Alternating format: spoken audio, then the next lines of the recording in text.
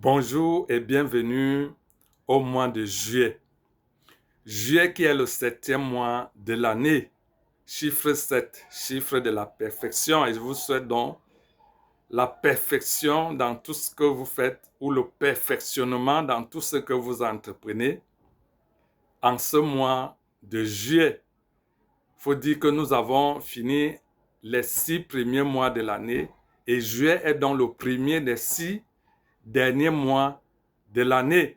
Alors, pendant que nous y entrons, je voudrais perfectionner notre sagesse avec un petit conseil.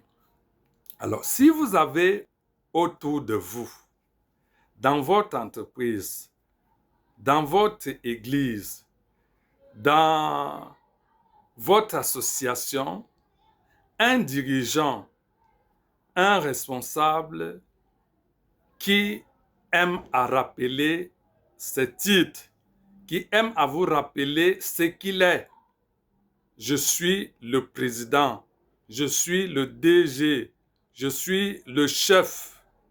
C'est moi qui commande ici. Il faut faire très attention avec ce genre de personnes. Ces personnes-là qui aiment à vous rappeler pour vous intimider, les titres qu'ils ont eu à voir, les médailles qu'ils ont eu à voir, leur parcours, vous devez faire très attention parce que ce qu'on obtient par le talent, ce qu'on obtient par l'intelligence propre, ce qu'on obtient par un travail propre,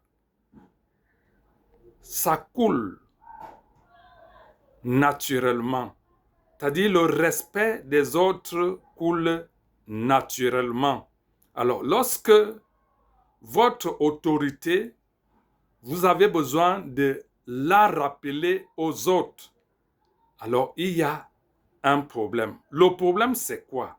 Le problème, c'est que cette personne-là, avant d'arriver à cette position qu'elle occupe, a détruit beaucoup de talents sur sa route, a détruit beaucoup de carrières sur sa route, a détruit beaucoup de vies sur sa route pour y parvenir.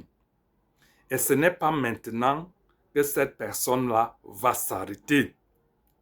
Vous devez comprendre que c'est son subconscient qui est en train de lui jouer un sale tour. Parce que même sa personne ne s'y connaît pas dans cette position-là qu'elle occupe. Sa propre personne ne s'y connaît pas. C'est pour cela que sa personne n'arrive pas à se retenir. Utilise des moyens qui ne sont pas des moyens adéquats, des moyens qui accompagnent un leadership propre, un leadership naturel. Les intimidations.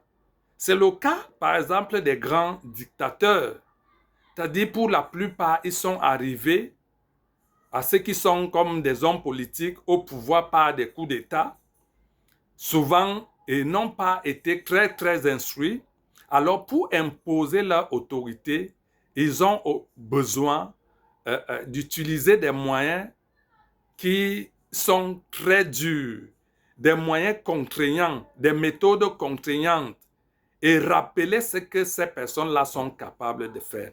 Alors, vous devez faire très attention parce que si cette personne-là est arrivée là après avoir détruit plusieurs vies, après avoir volé plusieurs talents, ce n'est pas avec vous que ça va s'arrêter. Donc, vous devez être sage lorsque vous êtes en face de ce genre de personnes. Vous devez être très sage, très méthodique.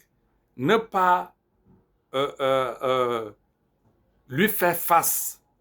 Ne pas s'opposer à lui directement. Faire votre travail et rien que votre travail.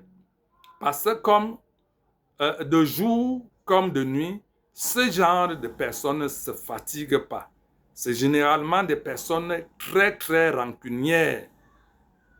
Des personnes qui veulent prouver que si tu t'opposes à elles, alors voici ce qui va t'arriver. Et ça c'est comme un message qui doit être partagé à tout le monde pour que tous aient peur de lui. Parce que ce qu'il a vient de ses manœuvres nocturnes. Et le rejet des autres ou le mépris des autres est un reflet inconscient. Inconscient de leurs personnes qui ne reconnaissent pas en lui ou en ce dirigeant-là cette position qu'elle occupe.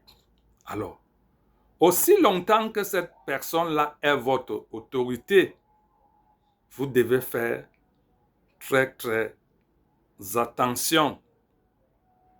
Merci. Et encore bon mois de